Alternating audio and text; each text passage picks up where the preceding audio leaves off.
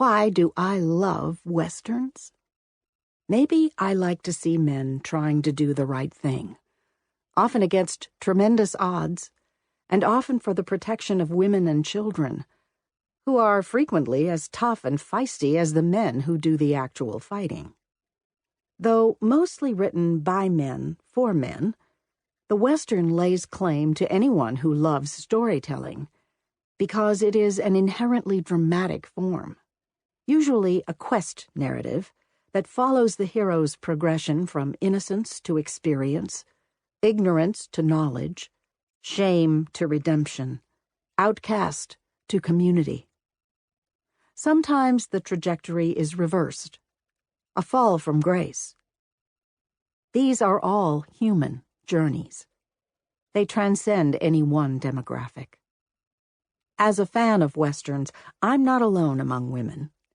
And despite historian Gary Wills's observation that it is easy to see why so few women are fans of John Wayne, a handful of women writers have written encomiums to the stoic, sometimes bullying, sometimes tender, archetypal hero embodied by Duke Wayne. Writers such as Joan Didion, film critic Molly Haskell, and New York Times columnists Maureen Dowd and Alessandra Stanley have described their appreciation of Westerns, and one Western star in particular, John Duke Wayne, born Marion Morrison in Winterset, Iowa, in 1907. When John Wayne rode through my childhood, and perhaps through yours, he determined forever the shape of certain of our dreams, wrote Didion in 1965, after visiting the set of The Sons of Katie Elder, a Western starring Wayne, directed by Henry Hathaway. Amazingly, it was Wayne's 136th picture, and he would go on to make 17 more. In a piece titled John Wayne, A Love Story, for the Saturday Evening Post, she recalled the first time she saw Wayne on screen in the summer of 1943. Saw the walk, heard the voice, heard him tell the girl in a picture called War of the Wildcats that he would build her a house at the bend in the river where the cottonwoods grow. That line of dialogue has haunted her, she writes, a bit wistfully. It is still the line I wait to hear. In 1976, Molly Haskell visited the set of John Wayne's last film, The Shootist, in which he plays an aging gunfighter, John Bernard Books, who is dying of cancer. As sometimes happens with actors who become icons in their own time, the movie's universe merged with reality. In 1964, cancer had claimed one of John Wayne's lungs, and the strength and vitality for which he had been justly celebrated was noticeably diminished. In Wayne, Westerns and Women, Haskell writes of her visit to the Burbank, California set.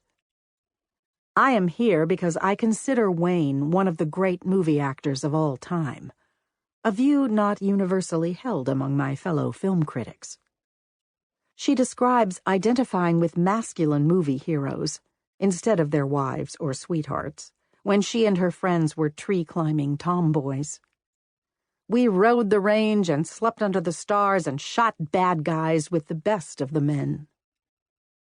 It was an unwelcome revelation as she matured that she was supposed to identify not with the male hero, but with the little woman keeping the turf fires burning at home on the prairie, a revelation I shared as I entered my own teenage years. For Haskell, Wayne evolved from role model in youth to, on one level, the father figure who has come home to us, the father who has made, the world safe for us so that we may explore and find ourselves. Noting how audiences in the mid-1970s abandoned the Western, Haskell goes on to declare her appreciation of the Western hero as embodied by John Wayne. He was paternal without being a patriarch. He was involved in an action cinema that concentrated on male friendships, but he was not a symbol of machismo. If we didn't desert him, it was because he didn't desert us. He never seemed to be fleeing the grasp of a woman, the strings of domesticity.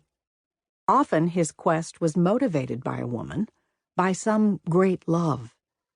And the fact that he wasn't a ladies' man, a womanizer who winked at every passing dame, made him more attractive. When his character does pursue a woman, Wayne doesn't immediately see her in terms of her sexual possibilities, doesn't force her into a romantic mold to satisfy male fantasy. As Haskell notes, Wayne was usually paired with mature women, not starlets.